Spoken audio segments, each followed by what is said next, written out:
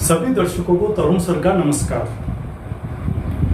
आज से हम पार्टनरशिप के अकाउंटिंग वर्क का प्रैक्टिकल नॉलेज लेना स्टार्ट करेंगे। इस पार्टनरशिप के अकाउंटिंग वर्क में स्टार्टिंग का काम लगभग वही है जो हमने 11th क्लास के अंदर सीख रखा है। देखते हैं एक बार 11th क्लास के कोर्स को याद दिला दूं मैं आपको। 11th क्लास के अकाउंटिंग के कोर्स में हमने सबसे पहले बनाई थी जनरल से बनाई थी हमने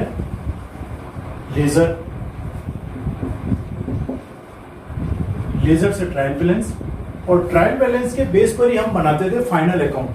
अब फाइनल अकाउंट में हम सभी को पता है बेसिकली 3 चीजें आती है। पहला ट्रेडिंग अकाउंट, P&L अकाउंट और लास्ट में बैलेंस शीट। अब हमने 11th क्लास में जो भी काम सीखा था अकाउंटिंग का, ये था अपने बिजनेस के पहले फॉर्म यानी कि एकल व्यापार के बारे में।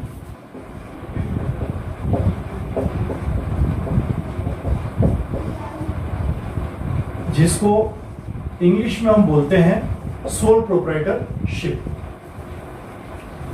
पर हम तो अब पार्टनरशिप के बारे में पढ़ रहे हैं। अब पार्टनरशिप के अंदर अकाउंटिंग वर्क के अंदर थोड़ा सा काम एक्स्ट्रा हो जाता है। अगर इसकी हम बात करें पार्टनरशिप की, तो पार्टनरशिप के अंदर P&L अकाउंट के बाद में बनेगा P&L एप्रोप्रिएशन अकाउंट, उसके बाद में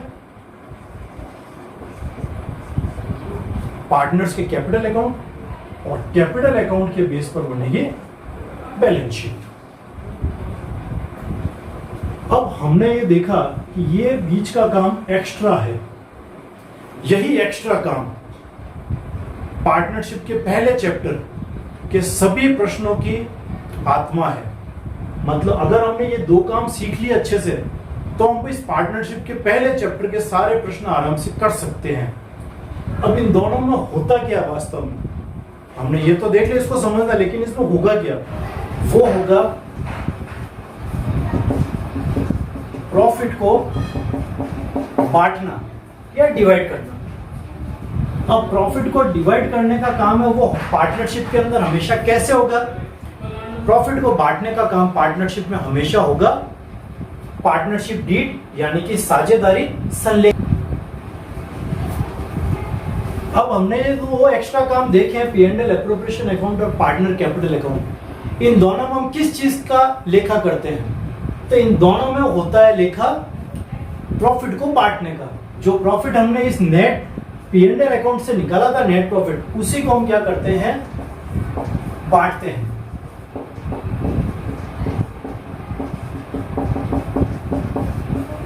लेकिन बांटने के लिए गाइडलाइन क्या है? किस आधार पर बांटेंगे उस प्रॉफिट को हम?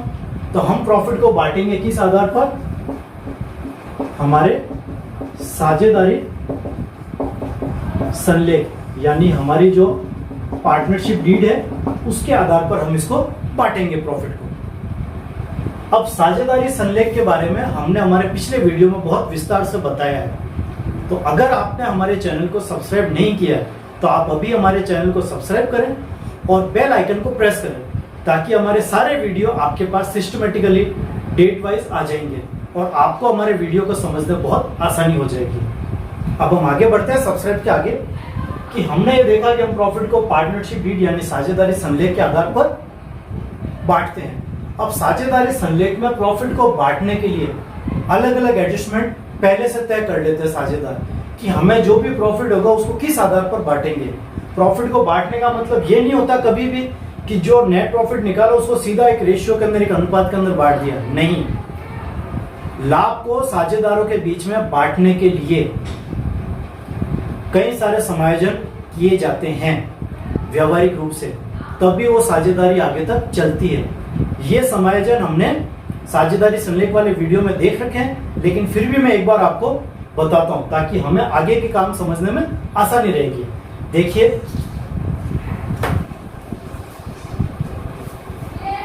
सबसे पहला हमारे पास में आता है ऋण पर ब्याज। मैं क्रम वही रख रहा हूं जो जिस क्रम में हमें प्रैक्टिकल क्वेश्चन करते समय एडजस्टमेंट करने हैं। उसके बाद आता है पूंजी और इस पर ब्याज, फिर आहरण और इस पर ब्याज, फिर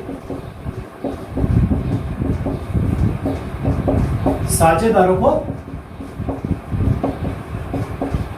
पारिश्रमिक, यानी हम साझेदारों को वेतन दे सकते हैं, कमीशन दे सकते हैं, बोनस दे सकते हैं और किराया किस पर? उनकी स्थायी संपत्तियों पर। अंत में हम क्या कर लेंगे? हमारे लाभ का बंटवारा।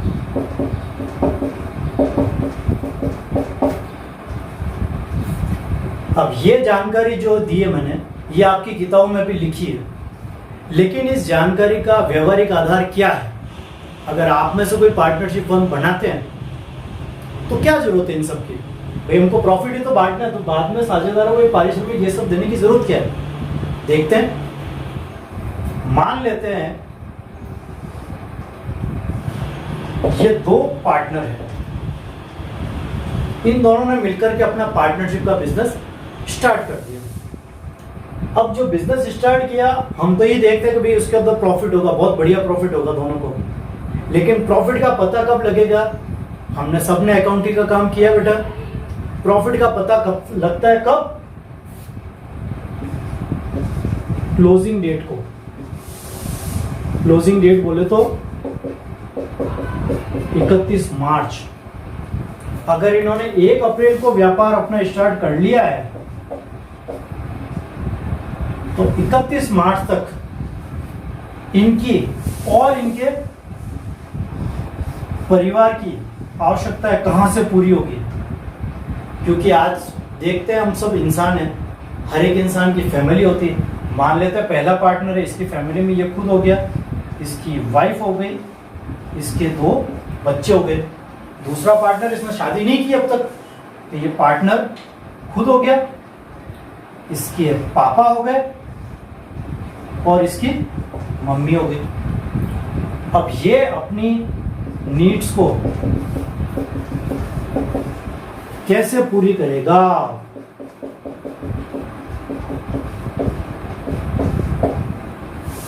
क्योंकि बिजनेस 1 अप्रैल को स्टार्ट किया इसने, क्लोजिंग डेट 31 मार्च है, तब जाके पता लगेगा प्रॉफिट का। तो बीच के 1 साल ये क्या करेगा? इस 1 साल के दौरान इनको जो भी नीड्स होगी, पैसे की जो भी जरूरत होगी, उसको पूरा करने के लिए एक सुविधा दी जाती है फर्म के अंदर। उसी सुविधा का नाम होता है आहरण, यानी कि ड्रॉइंग्स।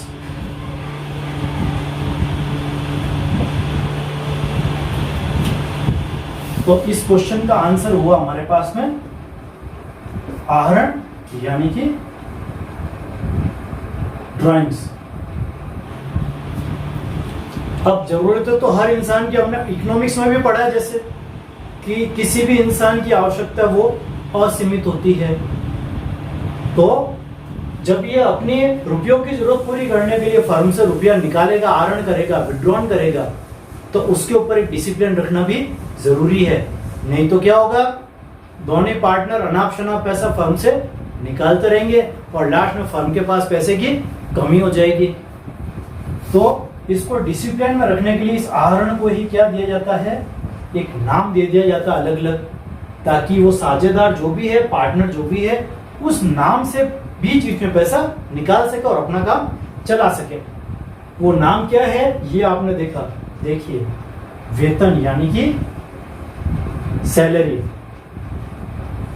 कमीशन और बोनस, ये रेंट। इन सब का अमाउंट पहले से फिक्स हो जाएगा और अमाउंट फिक्स होगा तो पार्टनर कितना विड्रॉन करेगा, जितना पार्टनरशिप डीड के हिसाब से सैलरी का अमाउंट किया है या कमीशन का अमाउंट फिक्स किया है या बोनस का या रेंट यानी कि किराए का, तो पार्टनर का भी काम हो जाएगा, फर्म में से भी अनावश्यक रूप से पैसा बाहर नहीं जाएगा और सारा काम एक किस में रह गया, अनुशासन में। आप देखिए हमने इसको गोले में बंद किया, मतलब ये सारा मामला कंट्रोल में है। अब इस सारे काम को अकाउंटिंग लैंग्वेज में यानी कि लेखांकन की भाषा में दर्ज करने के लिए हम दो खाते बनाते हैं। उन्हीं दोनों खातों को बोलते हैं हम क्या, P&L एप्रोप्रिएशन अकाउंट यानी कि लाभ हानि नियोजन खाता, और कैपिटल अकाउंट यानी कि साझेदारों के पूंजी खाते। अब देखिए हमने ये वाला पॉइंट क्लियर कर लिया, आहरण और इस पर ब्याज। हमने ये भी देख लिया कि साझेदारों को पारिश्रमिक यानी कि कमीशन, बोनस, वेतन वगैरह दिया जाता है और ये दोनों ही आपस के अंदर इंटर रिलेटेड है। अब इस पॉइंट के बारे में हमने अभी कोई बात नहीं की, इन दोनों के बारे में। तो बच्चों निश्चित रहिए, अब मैं आपके सामने इस पूरे सारे एडजस्टमेंट को लेकर के एक न्यूमेरिकल एग्जाम्पल बता रहा हूं। उस एग्जाम्पल के अंदर सारी चीजों को, सारे एडजस्टमेंट को मैं क्लियर करूंगा। क्यों? क्योंकि अकाउंट्स एक बेटा मैथमेटिकल सब्जेक्ट है। अब बिना मैथमेटिकल डाटा के एग्जाम्पल के हमें ये एडजस्टमेंट समझ में नहीं आएंगे, तो हम आपके सामने एक मैथमेटिकल एग्जाम्पल प्रस्तुत करते हैं। तो बच्चों पार्टनरशिप के एडजस्टमेंट अच्छे से समझने के लिए अब आपके सामने एक न्यूमेरिकल एग्जाम्पल है। ए, बी, सी और डी ये चार पार्टनर है। इन्होंने मिलकर के अपनी फर्म स्टार्ट की। इस फर्म के लिए ए ने 2 लाख का कैश दिया, तो इसकी कैपिटल हो गई 2 लाख। बी ने 3 लाख का कैश और 2 लाख का गुड्स दिया, तो बी की टोटल कैपिटल हो गई 3 लाख प्लस 2 लाख बराबर 5 लाख रुपए। सी ने 1 लाख का कैश और 5 लाख की मशीन दी, तो टोटल हो गया इसका 1 लाख प्लस 5 लाख बराबर 6 लाख। डी ने 3 लाख का कैश और 4 लाख का फर्नीचर, तो इसकी टोटल कैपिटल हो गई 7 लाख। इनका व्यापार के प्रारंभ में योगदान देखकर अपने को दो बातें स्पष्ट होती है। पहली बात कि व्यापार प्रारंभ करने के लिए स्वामी जो भी संपत्तियां लाता है उन संपत्तियों का योग ही उसकी पूंजी कहलाता है, पहली बात। दूसरी बात, पूंजी के रूप में स्वामी कैश के अलावा कोई करंट एसेट्स यानी कि चालू संपत्ति या कोई फिक्स्ड एसेट्स यानी कि स्थायी संपत्ति भी दे सकता है। मतलब पूंजी के रूप में मालिक कैश भी दे सकता है, करंट एसेट्स भी दे सकता है और फिक्स्ड एसेट्स भी दे सकता है। अब हम अपनी फर्म की इसकी बात करते हैं कि इसकी टोटल कैपिटल कितनी होगी। तो टोटल कैपिटल इन चारों की कैपिटल का अगर टोटल करते हैं तो आता है 20 लाख। मतलब इस फर्म की टोटल कैपिटल है 30 लाख। और इस 20 लाख में क्या क्या आ गया, तो कैश, ए ने कैश दिया था 2 लाख का, बी ने दिया था 3 लाख का, सी ने दिया था कैश 1 लाख का और डी ने दिया था 3 लाख का। इन सबको टोटल करते तो आया अपने पास 9 लाख, यानी कि फर्म के पास अभी 9 लाख का कैश है। दूसरी एसेट्स है ये गुड्स, तो गुड्स केवल बी ने दिया और किसी ने भी गुड्स नहीं दिया, तो फर्म के पास टोटल गुड्स आ गया अभी 2 लाख का। ये पूरा का पूरा बी का दिया हुआ है। फिर ये है मशीन, तो मशीन दी हमें सिर्फ किसने, सी ने, और किसी ने भी मशीन नहीं दी, तो मशीन हमारे पास आ गई 5 लाख की। उसके बाद आती बारी फर्नीचर की, तो फर्नीचर सिर्फ डी ने दिया।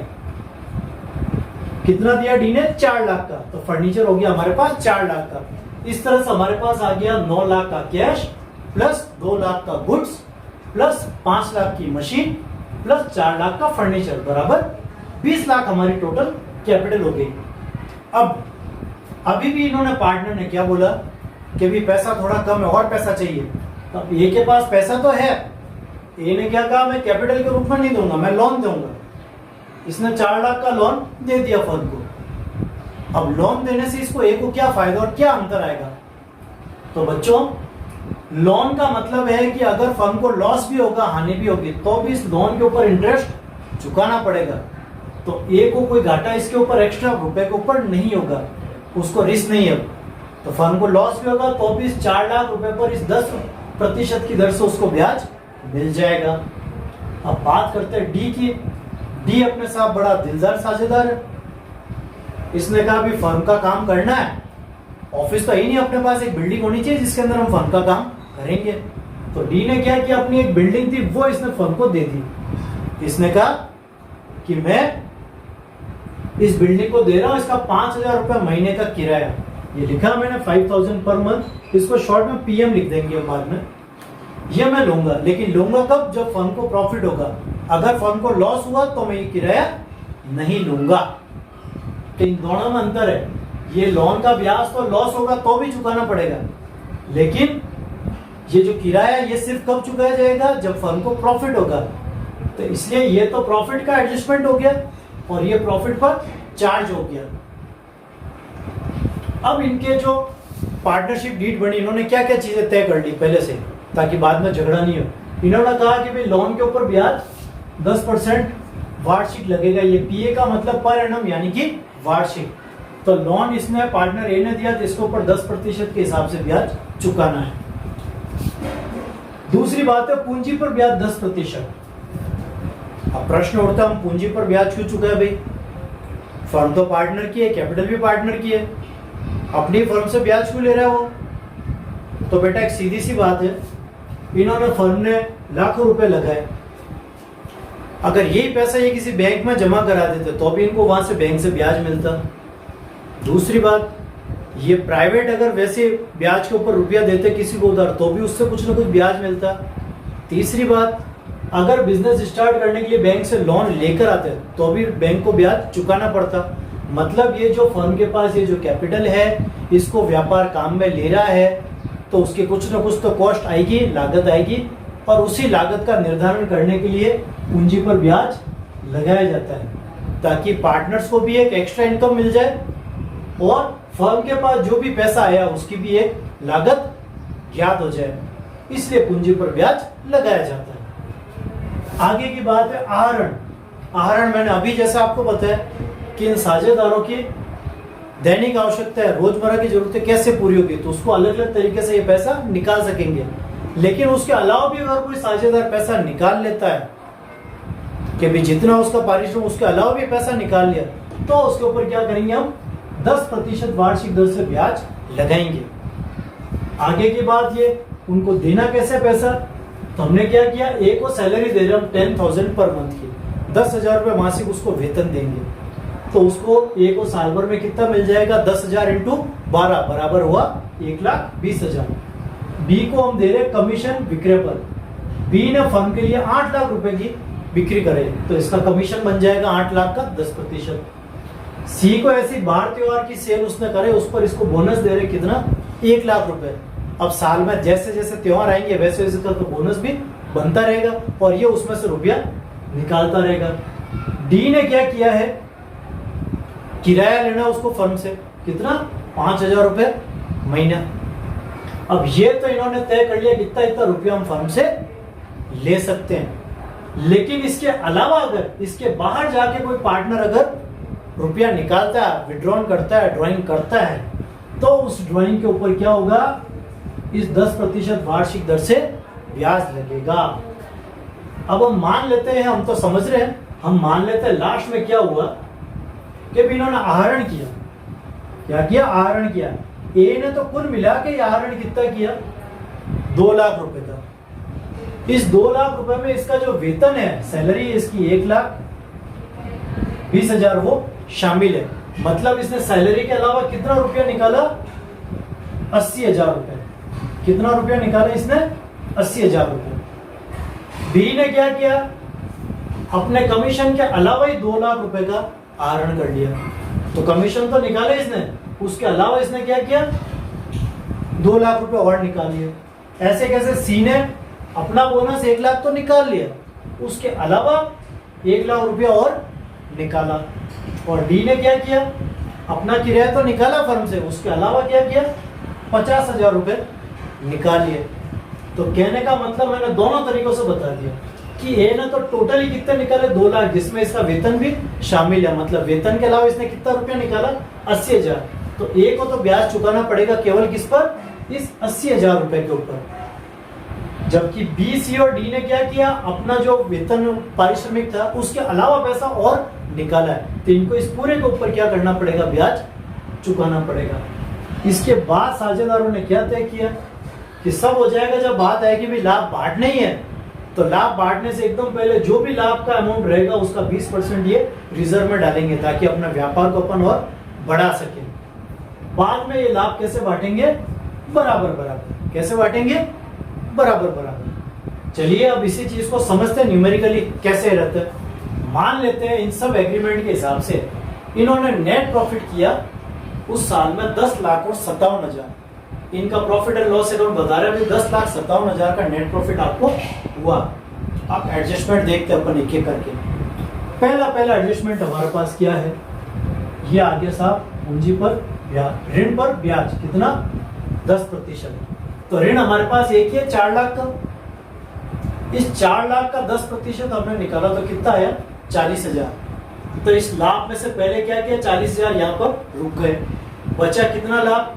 10,57 में से 40 गए, पीछे बचे 10 लाख और 17,000। मतलब हमारे P&L अकाउंट से नेट प्रॉफिट अब कितना हो रहा है? 10,17,000 जो पार्टनर्स को आगे मिल जाएगा। अब बात आती है ड्राइंग्स की, क्योंकि हम देख लेते हैं पहले पैसा और कहां से आ रहा है। तो ड्राइंग्स साझेदारों ने यहाँ किए। एक का ड्राइंग कितना हो गया? 80,000। इस 80,000 के ऊपर 10% के हिसाब से ब्याज होना कितना? 8,000। बी ने पूरा का पूरा ये विड्रॉल किया 2 लाख, उसके अलावा भी किया है। इसका कमीशन तो था वो अलग था, लेकिन ये अलग है। चलो तो कितना हो गया? ये 2 लाख। तो 2 लाख के ऊपर ब्याज कितना बढ़ता? 10% के हिसाब से 20,000। सी ने कितना आहरण किया? 1 लाख का। इस 1 लाख के हिसाब से 10% हुआ अपना 10,000। और डी ने किया, निकाले कितने? 50,000। तो इसके हिसाब से ब्याज बना 5,000। जब इन सबको हमने ऐड किया 8 + 20 28 + 10 38 + 5 43 यानी कि 43। 43,000 रुपए ये आहरण पर ब्याज हुआ। एक बार वापस समझा देता हूं मैं ताकि आगे आपको और कंफ्यूजन नहीं हो। ए ने कुल मिला के 2 लाख का आहरण किया, लेकिन उस 2 लाख में से 1,20,000 इसके वेतन के, इसको 10,000 रुपए महीने का वेतन मिल रहा है, तो साल भर का वेतन हुआ इसका 1,20,000। तो बचा क्या? 80,000। 80,000 रुपए इसने एक्स्ट्रा निकाला, उसी एक्स्ट्रा पर इसको ब्याज चुकाना है। तो ब्याज की दर हमने आहरण पर लगा रखी 10%। तो 80,000 का 10% हुआ 8,000। ये तो हो गया ए के लिए। बी ने 2 लाख रुपए निकाले, वो भी कहां? मैंने नहीं बताया कुछ भी। तो इसका मतलब ये है कि बी ने कमीशन का तो अपना पूरा निकाल लिया अमाउंट, और उसके अलावा भी इसने क्या किया? 2 लाख रुपए निकाले हैं। तो इस 2 लाख का 10% हो गया 20,000। ऐसे कैसे? सी को बोनस मिलता है 1 लाख, लेकिन उसने बोनस का रुपया पूरा निकाल लिया, उसके बाद भी उसने 1 लाख रुपए एक्स्ट्रा निकाले। तो जो एक्स्ट्रा निकाला उसने सी ने 1 लाख, उसी पर हम ब्याज लगा रहे हैं। तो 1 लाख का 10% हुआ 10,000। इसके बाद डी, तो डी को किराया मिलता है 5,000 रुपए महीना, बढ़ता है टोटल कितना? साल भर का 60,000 रुपए। उसने 60,000 रुपए तो निकाले, इसके अलावा उसने 50,000 रुपए और निकाल लिए। तो डी के लिए 50,000 के ऊपर ब्याज बना 10% के हिसाब से 5,000। तो टोटल इन 4 साझेदारों के आहरण पर ब्याज हुआ 8,000 + 20,000 + 10,000 + 5,000 बराबर 43,000। अब फर्म के पास में टोटल प्रॉफिट कितना हो गया? 10 17 तो यहां से आया, और 43,000 इनके आहरण का। तो टोटल इन दोनों को जोड़ा तो हमारे पास में जब हम साझेदारों को लाभ बांटेंगे टोटल प्रॉफिट हो गया हमारे पास 10,60,000 का। अब हम आगे बढ़ते हैं। ऋण पर ब्याज हो गया, अब लगाते हैं अपन पूंजी पर ब्याज। तो साझेदारों ने जिसने जितनी पूंजी लगाई उस पर उसको ब्याज दे देंगे। तो ए की पूंजी हमारे पास में 2 लाख, इस 2 लाख के ऊपर ए के लिए ब्याज हो जाएगा 20,000 रुपए 10% के साथ। बी की पूंजी है 5 लाख, तो इसके लिए ब्याज हो गया 5 लाख का 10% यानी कि 50,000। सी की पूंजी है 6 लाख, तो 6 लाख का 10% हो गया 60,000। डी की पूंजी 7 लाख, 7 लाख का 10% हो गया 70,000। इन सबको टोटल किया तो हुआ पूंजी पर ब्याज की राशि आई 2 लाख। हमने शॉर्ट में लिख दिया IOC यानी कि इंटरेस्ट ऑन कैपिटल। अब हमारे पास प्रॉफिट था 10,60,000 का, इसमें से 2 लाख रुपए पूंजी पर ब्याज के रुक गए। ये देखो टैंक बनाया हमने, तो इसका मतलब जब भी ये आगे जाएगा फ्लो, पहले ये टैंक पूरा भरेगा। क्या होगा? ये टैंक पूरा भरेगा। जब ये टैंक भर गया तब आगे घुस जाएगा। पाइपलाइन की सप्लाई देखी हमने, जगह जगह टैंक बना होता है तो टैंक बढ़ता है, उसके बाद फ्लो आगे जाता है। या बरसात का देख सकते हैं अपन कि बाढ़ जब नदी में आती है, नदी के खड्डे बढ़ते हैं पहले, उसके बाद पानी आगे जाता है। तो ये जगह जगह हमने क्या कर दिया? खड्डे बना दिए। पहला खड्डा हमारा भर गया, कौन सा? पूंजी पर ब्याज का। आगे बढ़ते हैं। अब इस खड्डे को भरने के बाद आपके पास प्रॉफिट बच रहा 8,60,000 रुपए, यानी कि 8,60,000 का। आगे का एडजस्टमेंट, इनका पारिश्रमिक। तो ए को अपन ने सैलरी दी कितनी? 10,000 पर मंथ। तो ए की टोटल हो गया कितना? 10,000 मल्टीप्लाइड बाय 12, यानी कि 1,20,000। बी को हम कमीशन दे रहे थे 8 लाख का 10%, ये आ गया कितना? 80,000। सी को बोनस देना है, इसने जो भी बांटते और सेल करे 1 लाख रुपए का सी का बोनस आता है उसके हिसाब से। ये सी का बोनस हो गया 1 लाख। और डी को किराया देना उसकी बिल्डिंग को काम में लेने का, क्योंकि प्रॉफिट है हमारे पास अच्छा खासा, इसलिए डी को किराया हम दे रहे। तो 5,000 महीने का, साल भर का कितना हो गया? 5,000 इंटू 12 बराबर 60,000। ये लिखा 60,000। तो इन चारों पार्टनर्स को अलग अलग तरीके से हमने पारिश्रमिक दिया। इन सब की टोटल होगी 3,60,000। तो ये 8,60,000 रुपए का जो प्रॉफिट था, इसने पहले क्या किया? इस वाले टैंकर को या इस वाले खड्डे को भरा। इसमें कितने रुपए रह गए? 3,60,000 रुपए भर गए इसमें। अब पीछे कितना बचा? तो 8,60,000 में से 3,60,000 को माइनस कर दिया, आ गया कितना? 5 लाख। अब और कुछ भी नहीं बचा, तो हमको क्या करना है? जनरल रिजर्व में 20% भेजना है हमारे भावी आवश्यकताओं के लिए। तो 5 लाख बचा प्रॉफिट। इस 5 लाख का 20% निकाला, आया कितना? 1 लाख। ये वाला टैंक भी भर गया। अब बचा पीछे क्या? 4 लाख। इस 4 लाख को क्या करना है? इनको पार्टनर को बराबर बराबर बांट देना है। तो हमने इन पार्टनर को बराबर बांट दिया। तो 4 लाख के 4 बराबर इससे कर लिया हमने। हर एक को कितना मिला? 1 लाख या 1 लाख रुपीज। इस तरह से प्रॉफिट का पूरा विभाजन हमने कर दिया। अब बाद में अगर बच्चों, अभी तो मैं समझा रहा हूँ, बाद में आपको कंफ्यूजन हो कब किस नंबर पर कौन सा एडजस्टमेंट हुआ, तो मैं यहाँ पर नंबरिंग भी कर देता हूँ। ये पहला नंबर, ये पहला नंबर, ये दूसरा नंबर, ये दूसरा नंबर, ये तीसरा, ये तीसरा। उसके बाद में ये पारिश्रमिक चौथा नंबर था, ये चौथा नंबर। जनरल रिजर्व में 5वां, ये 5वां जनरल रिजर्व का, ये 6 पॉइंट, ये 6 पॉइंट, ताकि आपको पता लग जाएगा कि किस नंबर पर कौन सा एडजस्टमेंट करना है। तो बच्चों, एग्जाम में भी बड़ा क्वेश्चन जो आता है वो इसी तरह का आता है। ये मैंने आपको अभी तक बेसिक कैलकुलेशन बताई। अब हमने अभी तक जो कैलकुलेशन की है, इसको हमें अकाउंट में दिखाना है।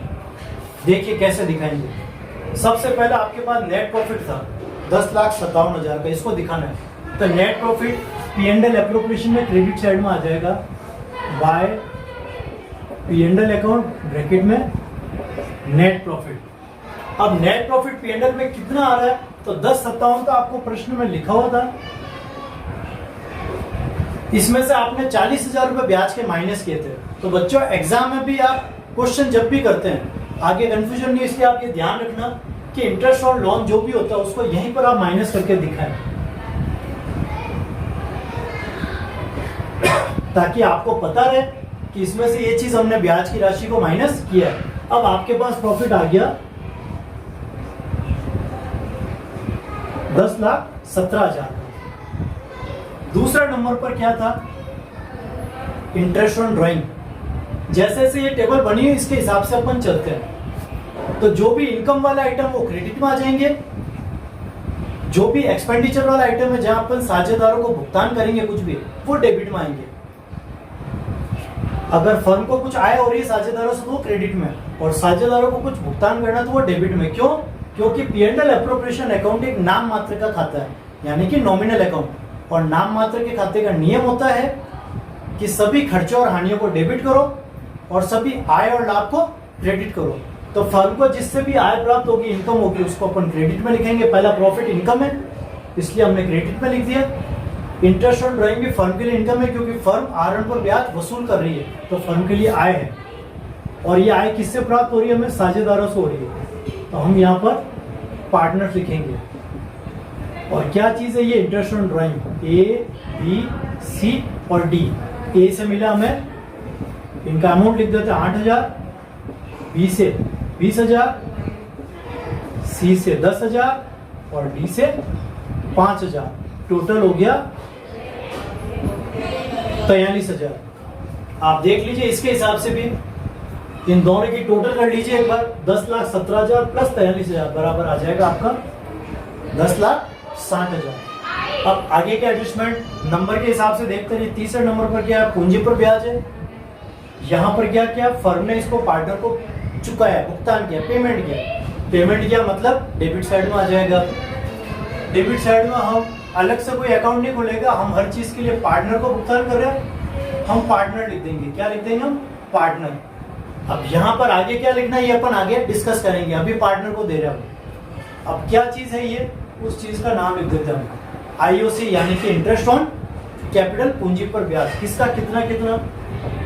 ए, बी, सी, डी, 4 पार्टनर है। चारों के अमाउंट देख लेते हैं अपन। ए का 20,000, बी का 50,000, सी का 60,000 और डी का 70,000। टोटल हो गया 2 लाख। इसको दिखा दिया। अब 4th नंबर पर आइटम है रिम्यूनरेशन। तो एक बार हमें समझ में आ गया, मतलब हम दिखा सकते हो, कैलकुलेशन सारी करी हुई है। यहां पर हम लिख देंगे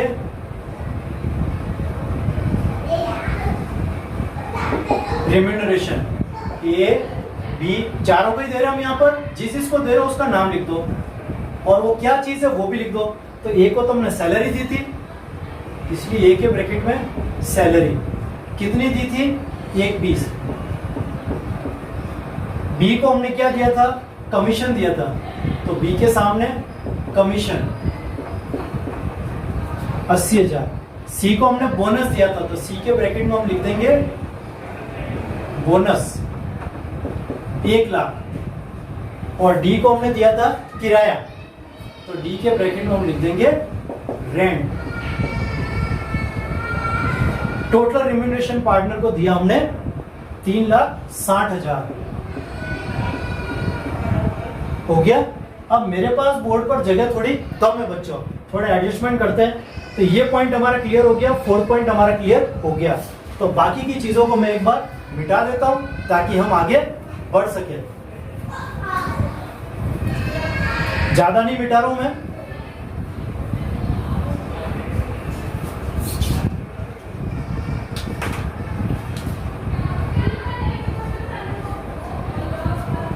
अब हम आगे बढ़ते हैं।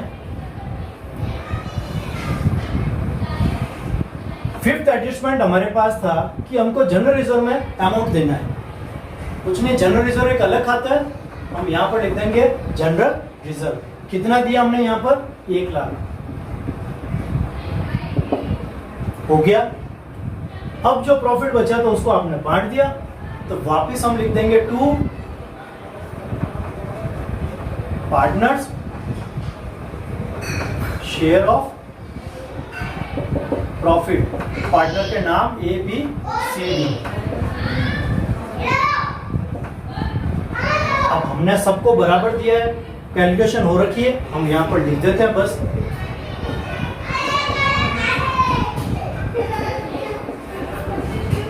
टोटल हो गया, सबको 1-1 लाख दिया, टोटल प्रॉफिट हो गया 4 लाख। जी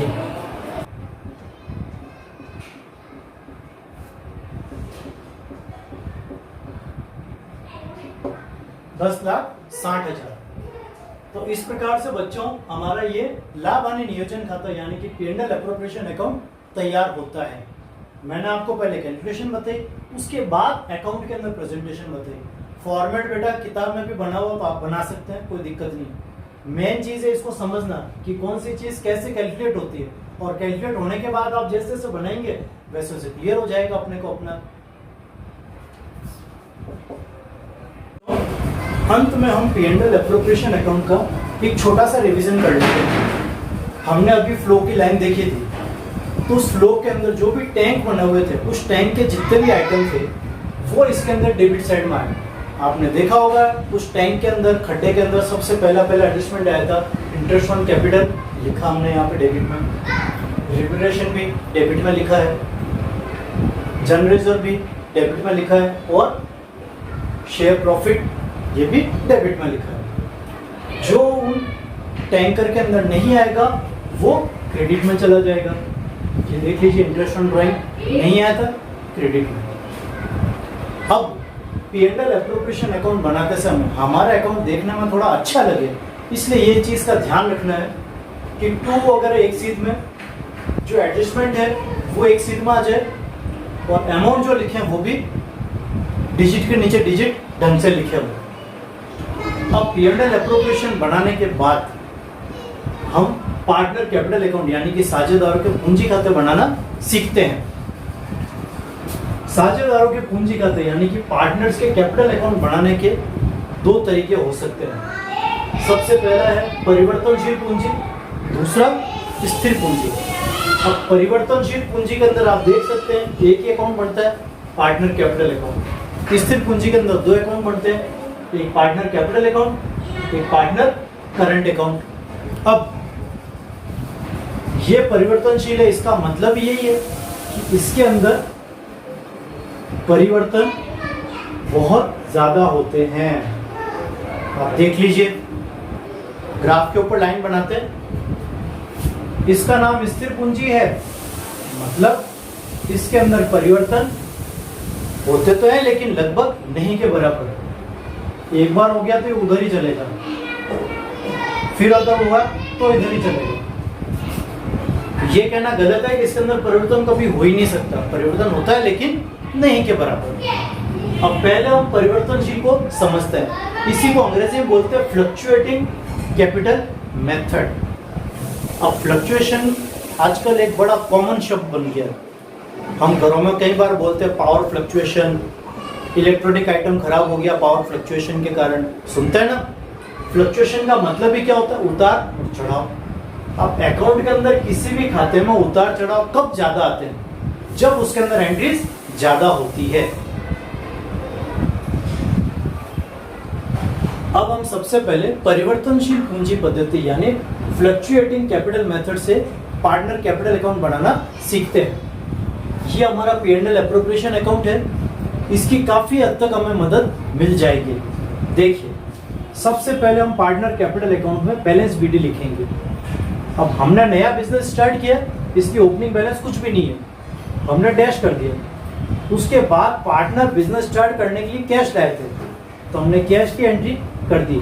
ए ने जितना कैश लाया 2 लाख, बी का 3 लाख, सी का 1 लाख और डी का 3 लाख। इसके बाद पार्टनर बिजनेस को स्टार्ट करने के लिए जो चीजें लाए थे वो और लिख देते हैं। जैसे बी ने स्टॉक दिया था, सी ने मशीन दी और डी ने फर्नीचर दिया। अब हमने यहाँ पर बाकी का आइटम के बीच में गैप रखा है, कारण ये है कि ताकि हम थोड़ा सा अलग कर सकें। अब P&L एप्रोप्रिएशन की बारी आती है।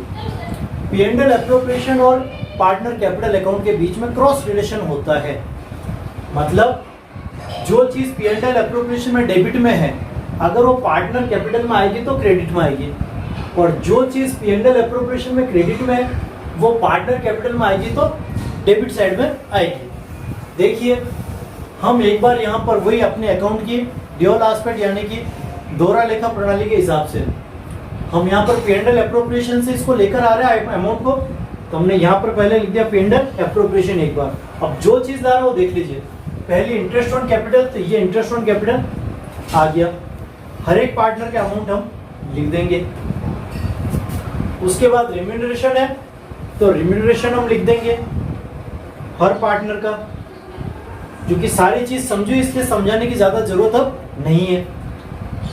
जनरल रिजर्व में पार्टनर का नाम नहीं है तो ये जनरल रिजर्व यहाँ पर नहीं आएगा। इसके बाद आता है शेयर ऑफ प्रॉफिट, तो ये शेयर ऑफ प्रॉफिट सबका लिख दिया। आगे इस तरफ देखते हैं, इस तरफ पार्टनर का नाम है क्या, देखिए पार्टनर्स, और यहां पर है इंटरेस्ट ऑन ड्राइंग्स। तो इंटरेस्ट ऑन ड्राइंग्स का मतलब ये इस तरफ डेबिट में चला जाएगा। अब डेबिट में की स्टार्टिंग में हमने कुछ अमाउंट लिखा है, इसको मुझे अच्छे से समझाना पड़ेगा। ये व्यवहारिक जीवन के हिसाब से मैंने बताया है। यहां पर आप देखिए, जैसा मैंने आपको बताया था, ए ने कुल मिला के 2 लाख रुपए का आहरण किया था। इस 2 लाख के अंदर इसकी सैलरी का भी शामिल है, तो हमने इन दोनों का अलग अलग कर दिया। ये देखिए, इसका रिम्यूनरेशन 1,20,000, ये 1,20,000 को मैंने अलग कर दिया। तो कुल मिला के इसने 2 लाख का आहरण किया था, उस 2 लाख में से अलग किया तो पीछे बचा 80,000। उसके बाद में मैंने आपको क्या बताया था कि बी ने अपना कमीशन तो निकाला, लेकिन उसके अलावा क्या किया, 2 लाख रुपए और निकाले।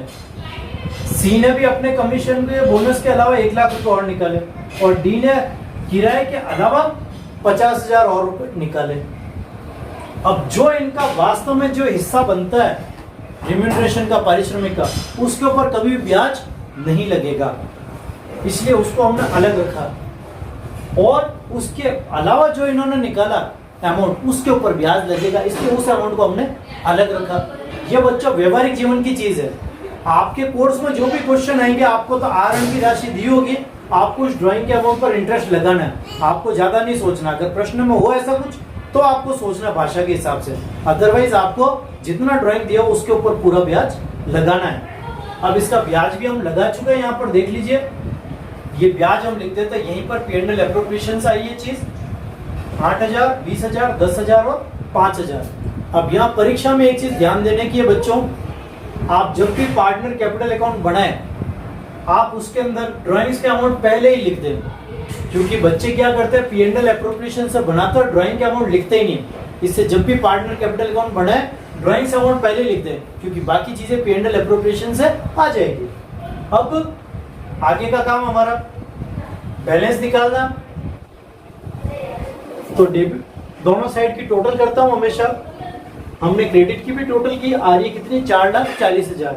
इसकी डेबिट की टोटल करते हैं, तो 1,20 + 80 2 लाख + 8 हो गया 2,08,000।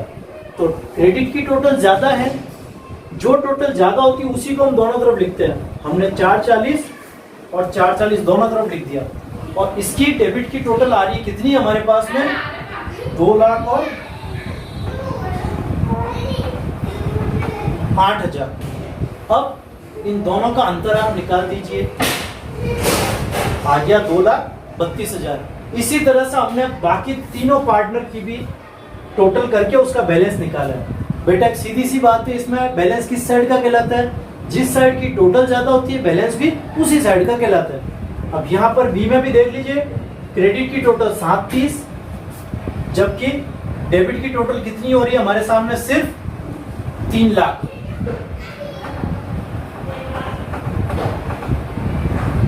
क्रेडिट की टोटल ज्यादा थी, इसलिए बैलेंस क्रेडिट साइड का कहलाएगा। इस तरह से हमने बाकी के दोनों पार्टनर्स का भी बैलेंस निकाला है।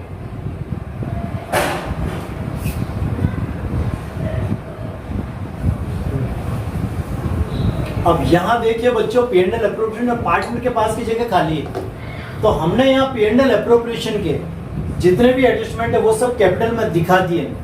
तो इसलिए हम यहां पर भी लिखेंगे partner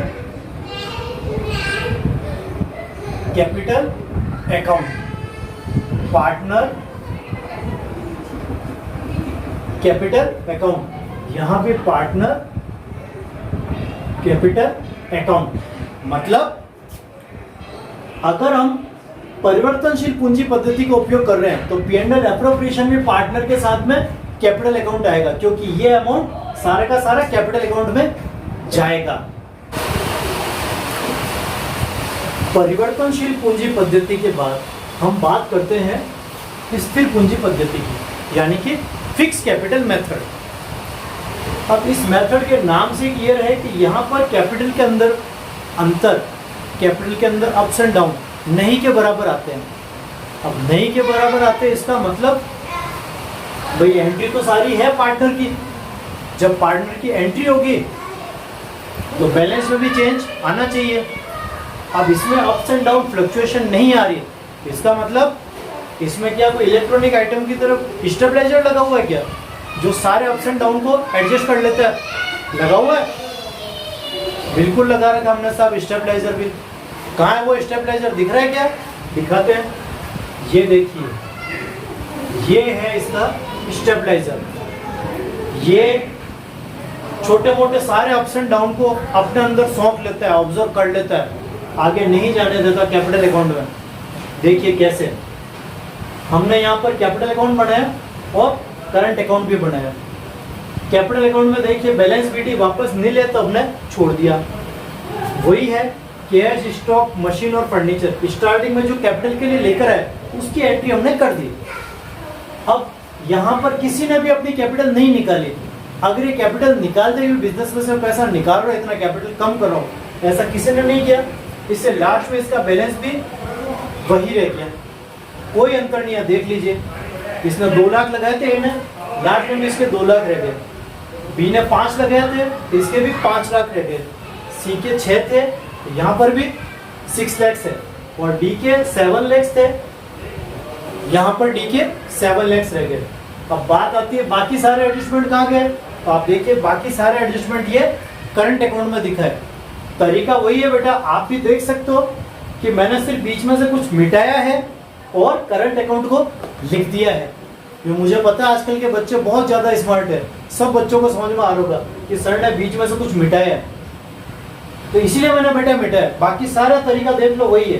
P and L appropriation लिखा था, ये सारी चीजें ऐसे कैसे क्रॉस होके कहाँ आ गई, करंट में आ गई। अभी हमने थोड़ी देर पहले कैपिटल में दिखाया था सबको, लेकिन अब अपन किस में दिखा रहे, करंट के अंदर। इसका असर क्या हुआ कि कैपिटल के अंदर कोई भी वेरिएशन है वो नहीं आ रहा है, और सारा का सारा मामला कहाँ चला गया, करंट के अंदर। अब करंट का भी ऐसे कैसे लास्ट में हम बैलेंस निकालेंगे, तरीका वही रहेगा। यहाँ पर आप देखिए ए बी सी और डी, ये भी ए बी सी और डी, ये मैंने जानबूझ के नाम लास्ट में लिखे ताकि आपको पता लगे। अब ये ए के अंदर देखिए डेबिट की टोटल कितनी हो रही, 240। क्रेडिट की टोटल देखी जाए, ये 3 आइटम अपन ने ऐड कर दिए, वही है पहले वाले, तो हो रही कितनी, 2,08,000।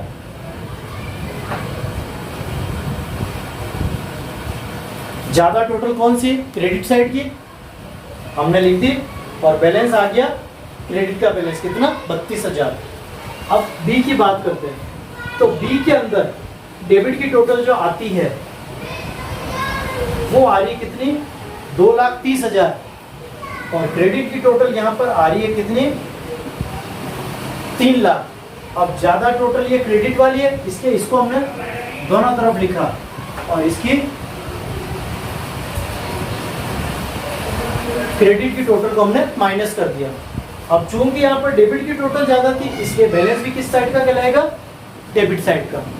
ऐसे कैसे हमने सी और डी का भी बैलेंस निकाला।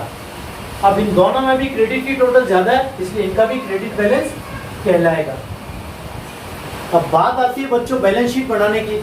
जब बैलेंस शीट हम बनाएंगे तब जिस भी अकाउंट का बैलेंस डेबिट का है वो एसेट साइड में जाएगा, जिस भी अकाउंट का बैलेंस क्रेडिट का है वो लायबिलिटी साइड में जाएगा।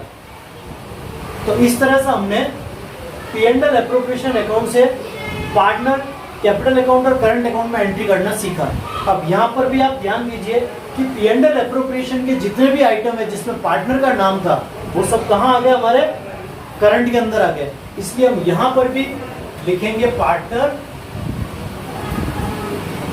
Current account, partner